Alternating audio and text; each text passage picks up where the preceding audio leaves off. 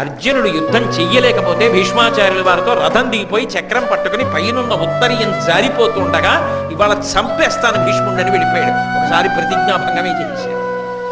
తనని నమ్ముకున్న వారి కోసం పరమాత్మ అలా సిద్ధంగా ఉంటాడు. అందుకే శుద్ధ సాధులందు సురలందు శృతులందు గోవులందు విప్ర కోటియందు ధర్మ పదవియందు తవిలి నాయందు వాడెన్నడలుగునాడు హింస పొందు అంటాడు.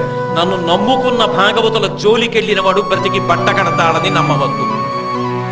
కాబట్టి ఇవాళ అర్జునుడి కోసం ఎంత కిందకొచ్చేస్తున్నాడంటే దారుకుణ్ణి పిలిచి రథాన్ని సిద్ధం చేయమన్నాడు. అర్జునుడు హాయిగా నిద్రపోతున్నాడు గర్భాసనం. కృష్ణ పరమాత్మ అర్జునుడు పడుకున్నటువంటి గదిలోకి వెళ్ళాడు. ఆయన నిద్రపోతున్నవాడు కలలో లేచాడు. అంటే శరీరం నిద్రపోతాం, లోపల ఉన్నటువంటి తేజస్సు, లోపల ఉన్న ఆత్మ కలలో